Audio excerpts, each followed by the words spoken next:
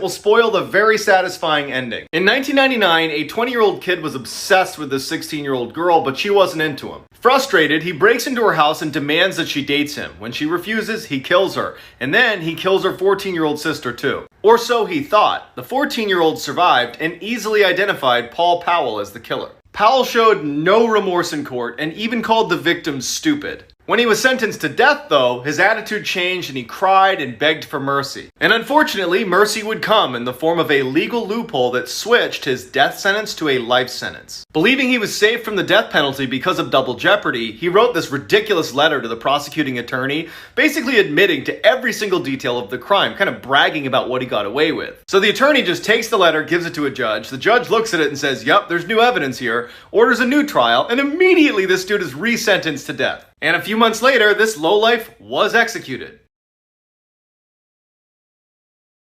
These photos are not at all what they first appear to be. Part 3. This appears to be a sightseeing photo, and it was taken in 2015 in Alabama on a hike. The girl in the picture is 18-year-old Jolie Callan, but it was taken by her ex-boyfriend, Lauren Bunner, right before he shot her twice and pushed her off the cliff. She texted her friend the night before, "If something happens to me, you'll know who I was with." True crime in 60 seconds? Let's go. On April 22nd, 1964, Chester and Dora Franzak gave birth to a beautiful baby boy, Paul. The next morning, a nurse walks into the room asking if she could take Paul away for some testing. Dora hands him over, and then 20 minutes later, a real nurse walks in. This is when they realize that Paul is missing. This would become Chicago's largest manhunt in history at the time, involving over 175,000 postal workers and over 200 officers and FBI agents looking for Paul. Over 600 homes were searched, but sadly, nothing came of this. 2 years later, Chester and Dora were notified that an abandoned boy was found outside of a department store in New Jersey. And a year later, they claimed him as Paul, and they lived happily ever after, or so we think. In 2012, Paul got his hands on some DNA testing kits, and he found out that he was not biologically Paul Joseph Franzak. So where is the real Paul? We don't know. All right, part 4 where I think I'm one of Ted Bundy's victims reincarnated. So, first of all, when I was little, I had an imaginary friend and his name was Bob. He was always like watching over me, like protected me. You can ask my parents, my sisters, anybody, like my preschool teachers, anyone who knew me from the ages like 2 to 6 knew that Bob was always with me and he was my friend. Now, all kids have imaginary friends, or at least some of them do, so my parents never really like thought it was anything weird. They were just like, oh yeah, like Jackie's friend Bob, okay. So I grew up and obviously like stopped seeing Bob. Then about 2 years ago, I went to a psychic for my birthday. She had told me somebody named Robert was coming through, but he went by Bob, and he was somebody from my past life who was a protector of me, and that he's known me since I was a really young child. Now, like I said, the Ted Bundy cases really scare me, so I've never done a lot of research on them. But I looked up his victims and came across Karen Campbell, and for some reason I just clicked on her picture. I'm reading her Wikipedia, and her father's name is all but Robert, a father, a protector. Hit the red button. What? Hit the red button now. I don't want to. How do I record? Hit the red button. Sarah! I'm recording. Sarah! Sarah! Dad's a pervert.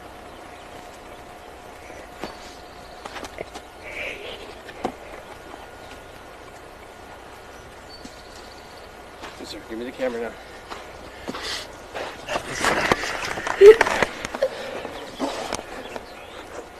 And you're still recording. And Lissa is stupid moron. Stop. Stop what? You didn't care about me. Go away. You guys don't want pictures? Stop. Please. This is why you shouldn't go for walks in Sweden. In 2008, a Swedish woman went out for an evening stroll with her dog, but never came back. Her husband went looking for her and found her dead next to a lake. The police immediately blamed her husband and sent him to jail. After a few months, the woman's forensic analysis report came back, and it was clear the husband was innocent because there was all this hair and saliva on the woman's body that was not his. It turns out there is a very strange phenomenon that occurs in Sweden in the fall when all of the apples have fallen off of their trees. Those apples ferment, and then hordes of moose eat those apples, becoming drunk, and oftentimes very belligerent, like this drunk moose who got stuck in a tree. The hair and saliva of the killer belonged to a drunk Swedish moose.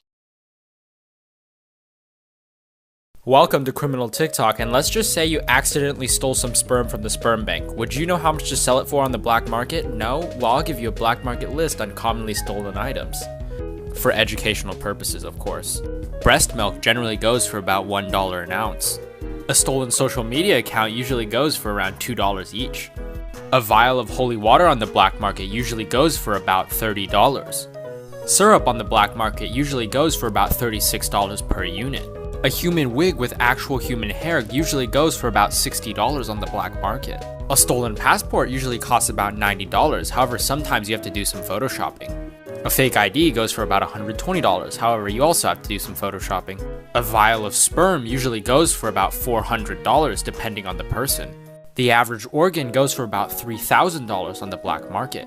A living human usually goes for about $8 million. The corpse of a celebrity usually goes for about $45 million.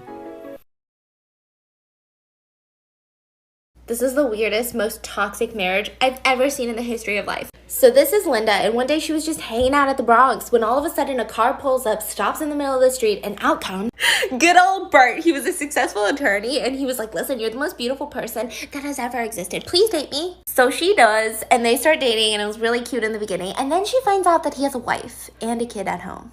Now, you would think that Linda would be the one that would be mad, but Bert got mad and he said, listen, if I can't have you, ain't nobody gonna have you. And when I'm done with you, nobody's gonna want you.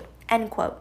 She reported it to the police and they didn't really do anything, so she ends up moving on and gets engaged to a guy by the name of Larry. So when Bert finds out about the engagement, he decides to hire someone to throw acid in her face. This will leave her eventually permanently blind and scarred. So Bert gets sent to prison for 14 years, and when he's released, this is the kicker. He proposes to Linda. And she deadass accepts.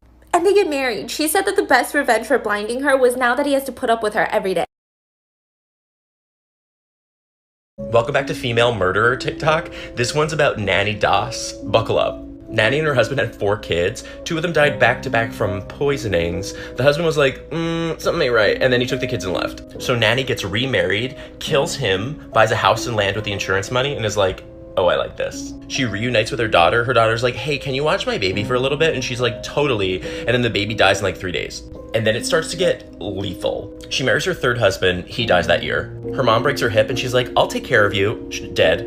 Both of her sisters die in the same year in different towns, all while Nanny's visiting. She marries her 4th husband. He doesn't even make it a few months. Then she marries her 5th husband. He dies a month later. But finally, in that autopsy, they were like, there's a lot of rat poison in this guy. Did you do this? And then Nanny goes, yeah, I did that to all of them. So she gets life in prison, and before she dies, they interview her, and they're like, why did you do it? Was it for the money? And she goes, money? I was bored. I want to bring light to a person whose death has not been talked about enough in the Black community and just in general. So this is Kendrick Johnson, and he was murdered on January 11, 2013. His body was found rolled up in this mat at school, which is just completely disturbing. Detectives ruled this an accident, which is completely absurd, but I'll get into why they ruled it as an accident later. Detectives said that he went into the mat to retrieve his shoe and he got stuck and suffocated. His family did not believe this, so they did some digging on their own and hired somebody to actually check out his body. It turns out that he died from blunt force trauma. It is suspected that 2 white males that went to his school actually killed him because they were seen on video coming into the gymnasium after him. It was later found out that he was stuffed with newspaper too. He had no organs or intestines. I believe one of the boys' dad actually was a police officer, which is why this was so easy to cover up. His family sued, but that would never bring back Kendrick Johnson, and that would never bring actual justice. Everything I'm about to say is 100% true. My husband's uncle recently passed away, but everything surrounding his death is extremely suspicious.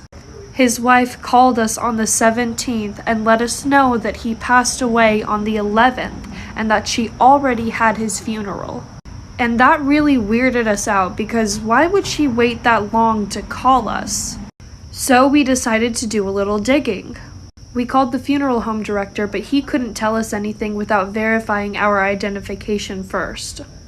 But he told us this was a really weird case and that we should call the Justice of the Peace.